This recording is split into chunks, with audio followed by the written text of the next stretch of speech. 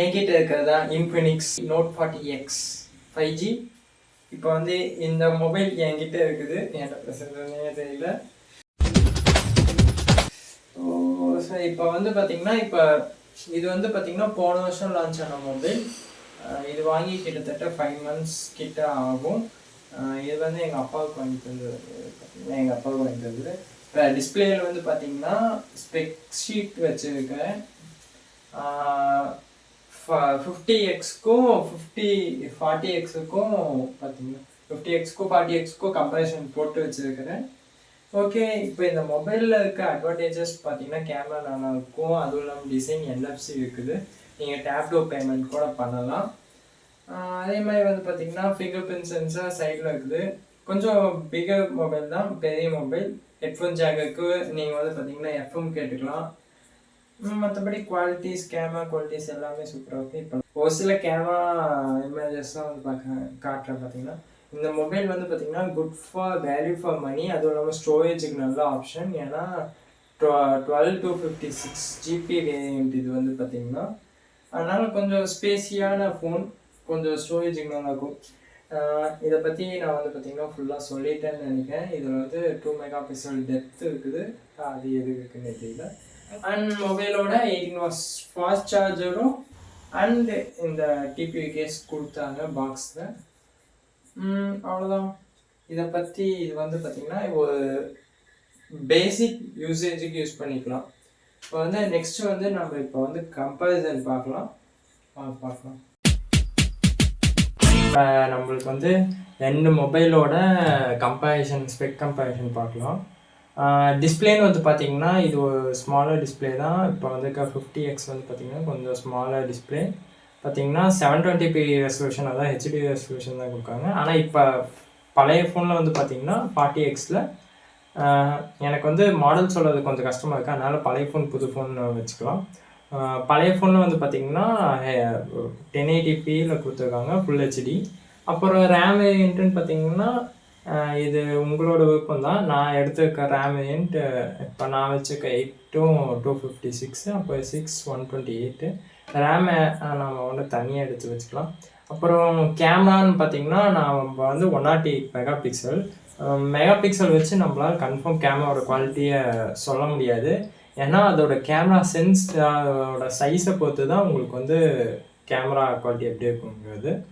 அப்புறம் பேட்டரின்னு வந்து பார்த்தீங்கன்னா 5500 mAh பேட்டரி வந்து புது ஃபோனில் கொடுத்துருக்காங்க, பழைய ஃபோனில் 5000 தான்.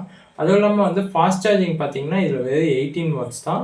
ஆனால் இப்போ கொடுத்துருக்கிறது வந்து 45 watts ஃபாஸ்ட் சார்ஜிங் கொடுத்துருக்காங்க. அதுவும் இல்லாமல் இப்போ நம்ம பழைய ஃபோனில் வந்து பார்த்திங்கன்னா கொஞ்சம் பிகர் டிஸ்பிளே, பிகர் சைஸுங்கிறதுனால 3.5mm ஜாக்கு, அப்போ வந்து FM ரேடியோ, NFC எல்லாமே கொடுத்துருக்குறாங்க. அதெல்லாம் வந்து பார்த்திங்கன்னா இப்போ வந்து புது ஃபோனில் கிடையாது. அப்புறம் வந்து சிம் ஸ்லாட்டுன்னு பார்த்திங்கன்னா நம்ம வந்து ஃபுல் ஃபிசிக்கல் சிம் வந்து பழைய ஃபோனில் கொடுத்துருக்காங்க. இதில் வந்து ஹைப்ரிட் சிம் ஸ்லாட் தான் கொடுத்துருக்காங்க. உங்களால் ஒரு மெமரி கார்டு, ஒரு சிம் கார்டு, இல்லைன்னா 2 சிம் கார்டு தான் யூஸ் பண்ணிக்க முடியும் இப்போ வந்ததில். அதுக்கப்புறம் பார்த்திங்கன்னா பாக்ஸில் என்ன இருக்குங்கிறது போட்டிருக்கு. அப்போ வந்து பார்த்திங்கன்னா டிசைனில் டைமென்ஷன் 3 கலர்ஸ் வந்து இப்போ வந்து பார்த்திங்கன்னா புது ஃபோனில் கொடுத்துருக்காங்க. பழைய ஃபோனில் பார்த்திங்கன்னா 2 கலர்ஸ் தான். அப்போ டிஸ்பிளேன்னு வந்து பார்த்திங்கன்னா அதே தான் 1 billion கலர்ஸ் வந்து சப்போர்ட் பண்ணும். 144Hz வந்து இப்போ புதுசில் டச் சாம்பிள் இருக்குது. ரெண்டுமே 120Hz டிஸ்பிளே. ஆனால் இது பழைய ஃபோன் வந்து கொஞ்சம் ரெசல்யூஷனில் கொஞ்சம் ஹையர் டிஸ்பிளே. அதுவும் இல்லாமல் இப்போ புதுசாக வந்து பிரைட்னஸ் ஹெச் பண்ணியிருக்காங்க, 16Hz பிரைட்னஸ் ஹெச் பண்ணியிருக்காங்க. அப்போ அவங்க ஒரு சில ஐ protection and L1 Y1 support கொடுத்துருக்காங்க. டச் ரெஸ்பான்ஸ் கொஞ்சம் ஸ்பீடாக இருக்கும். அப்போ வந்து மெமரி வேரியன்ட் அதே தான், UFS 2.1 ஸ்டோரேஜ் டைப் தான். அப்புறம் வந்து பார்த்திங்கன்னா கனெக்டிவிட்டின்னு பார்த்திங்கன்னா 5Gயில் எல்லா, அதாவது N77ம் N78ம் கவர் பண்ணிட்டாங்க.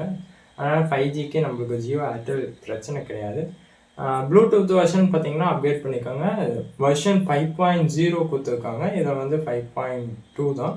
அதே மாதிரி ஒய்ஃபையில் வந்து ஒரு பார்ட் ஆஃப் ஒய்ஃபையை அப்கிரேட் பண்ணியிருக்காங்க. USB வந்து அதே தான், மற்றபடி எல்லாமே அதே தான். IR பிளஸ்டர் கொடுத்துருக்காங்க. ஏன்னா IR பிளஸ்டர் கிடையாது என் ஃபோனில் வந்து பார்த்திங்கன்னா இருக்கும்.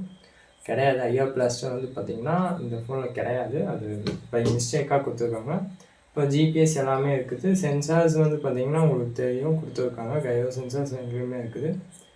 அப்புறம் வந்து என்எஃப்சி வந்து பார்த்தீங்கன்னா இந்த ஃபோனில் இருக்குது. ஆனால் இப்போ வந்து புது ஃபோனில் வந்து கிடையாது. நல்லா சொல்லிட்டேன். என்எஃப்சி திரும்புறீங்க பழைய ஃபோனே நீங்கள் போய்க்கலாம். அண்ட் ஸ்டோரேஜுக்கும் நீங்கள் பழைய ஃபோன் போய்க்கலாம். அப்போ ஐபி ரேட்டிங்கில் வந்து IP64 வந்து இன்க்ரீஸ் பண்ணியிருக்காங்க. கொஞ்சம் பெட்டர் குவாலிட்டி, அதாவது ரெசிஸ்டன்ட் மட்டும்தான், வாட்டர் ப்ரூஃப் கிடையாது. வாட்டரில் போட்டு நீங்கள் எடுக்கக்கூடாது. அப்புறம் எக்ஸ்ட்ரா ஃபீச்சர்ஸ் வந்து பார்த்தீங்கன்னா ஏகப்பட்டது ஸ்பீக்கர்ஸில் கொடுத்துருக்காங்க. இதில் வந்து டியூவல் ஸ்பீக்கர் இருக்குது. ஆனால் உண்மையாக சொல்கிறேங்க, சவுண்ட் குவாலிட்டி கிட்டத்தட்ட ப்ளூடூத் ஸ்பீக்கரே தேவையில்லை. ஒரு சில பேர்லாம் சொல்லுவாங்க சவுண்ட் அப்படியே அது இதுன்னு. நான் அந்த ரிவ்யூ பார்த்தேன். ஃபோனே பின்னாடி அது இதுன்னுபாங்க சொன்னாங்க. ஆனால் அந்த மாதிரி கம்ப்ளைண்ட்ஸ்லாம் எதுவுமே இல்லை. மேபி அவங்களுக்கு அப்படி வருதா இல்லை அப்படி தோணுதான்னு எனக்கு தெரியல. நம்ம ரெகுலர் டே யூஸில் அது வந்து பார்த்திங்கன்னா நம்ம கவனிக்கிறதில்ல அவ்வளோக்கா. அப்புறம் இது வந்து ஆண்ட்ராய்ட் 15ஓட இப்போ ஃபோன். இது இன்னும் ஆண்ட்ராய்ட் 14 இருக்க அப்டேட் இன்னும் இல்லை. பெர்ஃபார்மன்ஸுன்னு பார்த்தீங்கன்னா இதில் ஒரு 7 lakh ஆண்ட்ராய்டு ரூபாய்க்கு கிடைக்கும்னு சொல்லியிருக்காங்க. கரெக்டாக தெரியல.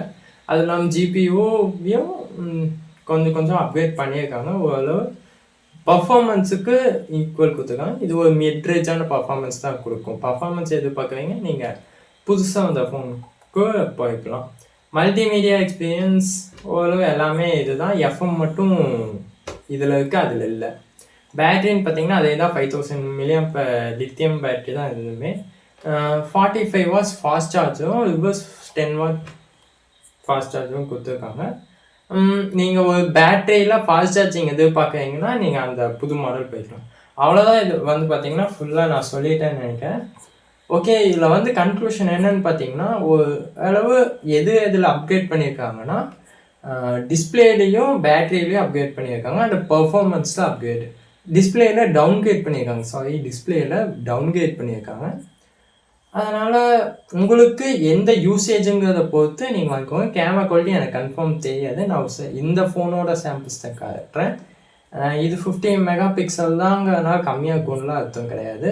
அதுவும் குட் பர்ஃபார்மன்ஸ் கொடுக்கும். ஆனால் செக் பண்ணி பார்த்துட்டு வாங்கிக்கோங்க. ஏன்னா தேவாஸ் நிறைய ரிவ்யூ வந்துருச்சு.